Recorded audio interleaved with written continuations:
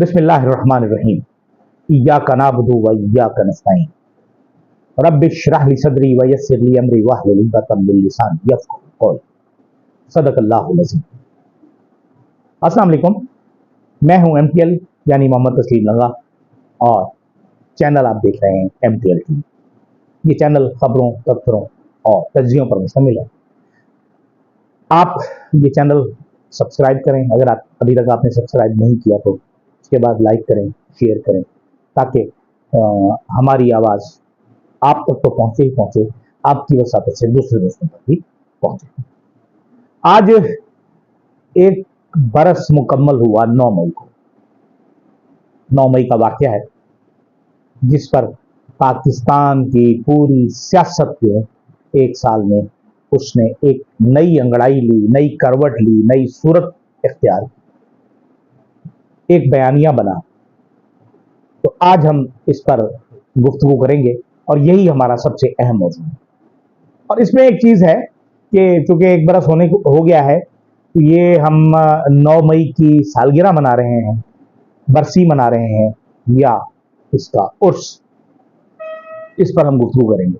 लेकिन आज अडियाला जेल में ये जो बुशरा बीवी का केस था, उसमें जिसमें उन्होंने दरख्वास्त की थी इस्लामाबाद हाई कोर्ट में से कि जी उन्हें अडियाला जेल मुंतकिल किया जाए, अडियाला जेल मुंतकिली का केस, उसमें आज जो महफूज फैसला था वो सुना दिया गया और बुशरा बीवी को उनके घर बनी गाला से ले जाकर अडियाला जेल में बंद कर दिया गया। इस तरह एक केस जो मंतकी अंजाम को पहुंचा। इसमें बहुत सारी चीज़ें थी इस केस में, अगर देखें तो अहमकाना पन तो बहुत सारा था इसमें हमारी हुकूमत का। बहुत सी दलीलें ऐसी थीं जो खुद उनके खिलाफ थीं, उनके वकला अपने ही खिलाफ बोल रहे थे। तो उसमें लग यही रहा था कि ये मुंतकली का केस जो है वो बुशरा बीवी के हक में ही जाएगा, और वो चला गया। दूसरी तरफ चौधरी परवेज इलाही का केस, जिसमें हुक्म दिया गया इस्लामाबाद हाई कोर्ट की जानिब से कि चौधरी परवेज इलाही को उनके घर में नजरबंद किया जाए, लेकिन उनके बरखिलाफ उन्हें आज कोट लखपत जेल मुंतकिल कर दिया गया। बुशरा बीवी को तो आज मुंतकिल कर दिया गया, अडियाला जेल उस पर अमल कर दिया गया, लेकिन चौधरी परवेज इलाही के केस में उन्हें कोट लखपत जेल लाहौर भेज दिया गया। वो बीमार हैं, बुजुर्ग हैं, बहुत ज़ईफ हैं, लेकिन बहरहाल ये सियासत है और सियासत में इस तरह होता रहता है। अब हम गुफ्तगू करेंगे कि 9 मई।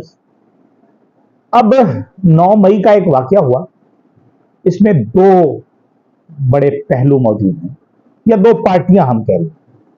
एक तरफ हमारी फौज है और दूसरी तरफ पाकिस्तान तहरीक इंसाफ PTI।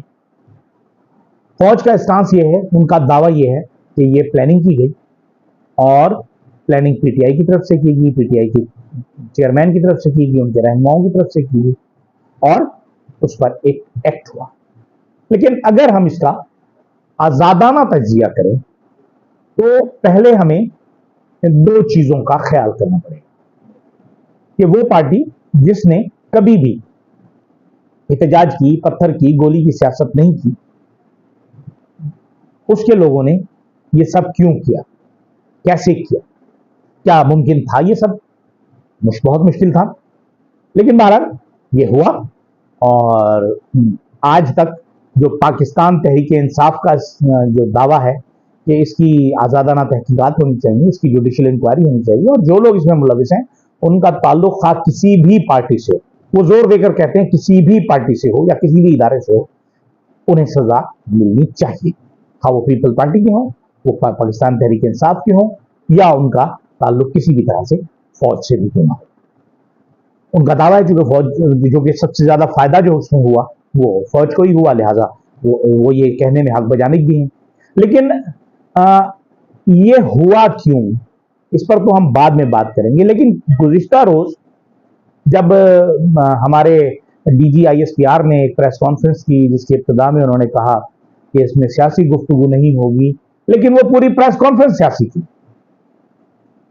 वो तहरीक इंसाफ के खिलाफ थी और पूरी सियासी गुफ्तगू गैर सियासी के नाम पर हो रही थी, जैसे ان کے پیش رو ایک مرتبہ کہہ چکے ہیں کہ اب ہم نے فوج نے بحیثیت ادارہ یہ فیصلہ کر دیا ہے کہ وہ غیر سیاسی رہیں گے.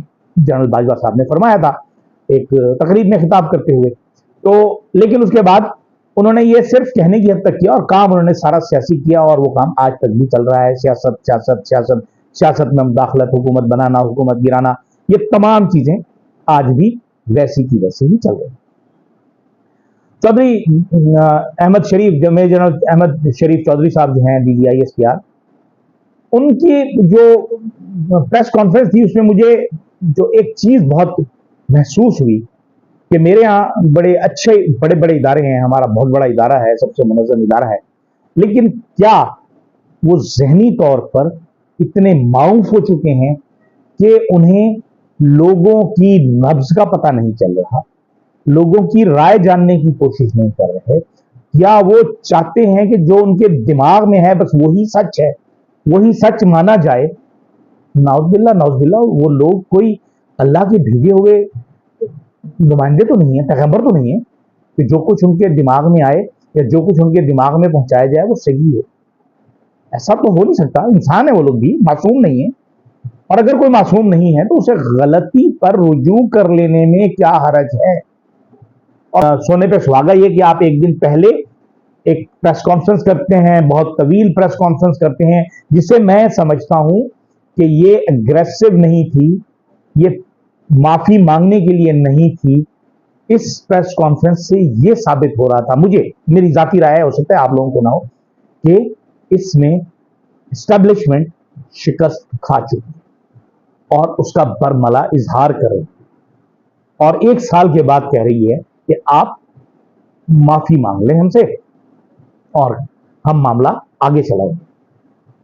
عمران خان کا مزاج ابھی تک آپ نہیں سمجھے. وہ جس جگہ کھڑے ہیں وہ کھڑے رہتے ہیں, وہ تو چٹان کی طرح مضبوط اپنی جگہ کھڑے ہوئے, اب اپنے مارنا ہے تو انہیں مار دیجیے. لیکن اگر آپ نے یہ کام کیا تو پھر اس کے بعد کوئی کام کرنے کے قابل کوئی نہیں رہے گا اس ملک میں, کم از کم پاکستان میں نہیں ہے کوئی بھی, نہ کوئی شخص نہ کوئی ادارہ. لہذا عقل اور ہوش کے ناخن لیں کہ خدا کے لیے اس ملک پر رحم کریں, اس ملک کے عوام پر رحم کریں, اس ملک کے مستقبل پر رحم کریں. آپ کے پاس اتنی بڑی فوج ہے, دنیا کی 6ٹھی بڑی فوج ہے, آپ اس فوج کو کس کام پہ لگا چکے ہیں؟ 20 مرتبہ گزارش کر چکے ہیں, کیا آپ اتنا ظلم, اتنی طاقت استعمال کر سکتے ہیں جتنی اسرائیلی فلسطینیوں کے خلاف کرتے رہے ہیں یا کر رہے ہیں, یا بھارتی کشمیریوں کے خلاف کر رہے ہیں یا کرتے رہے ہیں؟ آپ سوچ بھی نہیں سکتے. آپ کو ریئیکشن اتنا ملے گا, اول تو آپ کر نہیں سکتے, لیکن اگر کوشش بھی کی تو اس کا ریئیکشن اب جو آئے گا اس کا تصور کوئی نہیں کر سکتا. اور ہمارا دشمن یہی چاہتا ہے کہ لوگوں سے بے وقوفوں والے, احمقوں والے, گدھوں والے فیصلے کروائے اور اس کے بعد خود تالی بجاتے ہوئے تماشا.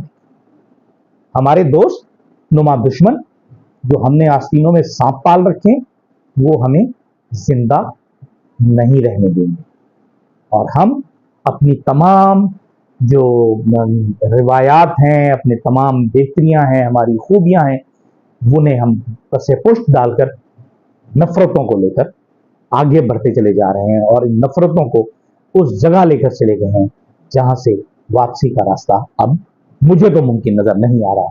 کل کی پریس کانفرنس کے بعد تو معافی مانگنے کی بات تو خیر اس کا جواب بھی عمران خان نے آج دے دیا, اور کل اسد کیسر نے بھی دے دیا. اسد کیسر کا تو بہت سخت جواب تھا کہ ہم اپنے باپ سے معافی نہیں مانگتے, آپ سے کیا معافی مانگی. عمران خان نے کہا کہ بھی معافی ہم تو نہیں مانگتے. ویسے ایک بات آپ نے بہت اچھی کی تھی کہ 2014 کے دھرنے سے ہم شروع کر دیں, تو 2014 کے دھرنے کے بعد جو APS کا واقعہ ہوا تھا اس کو بھی دیکھنا پڑے گا, اس کا بھی جوڈیشل کمیشن ہونا چاہیے.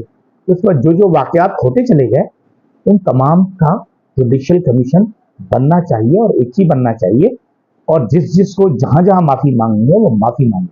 تو صرف عمران خان نہ مانگے, وہ باجوہ بھی مانگے, وہ پرویز مشرف بھی دوسری دنیا سے مانگے, وہ ضیاء الحق بھی مانگے. جس نے اس ملک کو تباہی کے راستے پر ڈالا, وہ تمام لوگ معافی مانگے اور اس ملک کو آگے کی طرف لے جائیں. اور ان گدھے, جاہلوں, چوروں کی حکومت کو جن کو سپورٹ آپ کر رہے ہیں, یہ ساری دنیا کو نظر آ رہا ہے کہ آپ کس کو سپورٹ کر رہے ہیں, کون سپورٹ کر رہا ہے. इस्टेब्लिशमेंट सपोर्ट कर रही है, जो लोग दोनों हाथों से पहले भीख मांगते हैं दिन के उजाले में और रात के अंधेरे में लूटते हैं इस मुल्क को, और आप कहते हैं यही मुहिब वतन है, यही तरक्की करेंगे, यही तरक्की करवाएंगे। सीपैक को लपेट कर रख दिया गया, और मैं बार बार ये कह रहा हूं, जब सीपैक पाकिस्तान का टाइटैनिक बनता जा रहा है, इसने पाकिस्तान को तबाह बर्बाद कर देना है, उसके कर्ज पाकिस्तान नहीं उतार सकेगा। क्या किया जा सकता है? अल्लाह इन्हें हिदायत दे। हम अपनी बात करते रहेंगे, वो अपना अमल करते रहेंगे, क्योंकि वो अपनी खून न छोड़ेंगे, हम अपनी वजह क्यों बदलें। इजाजत दीजिए, अल्लाह हाफिज।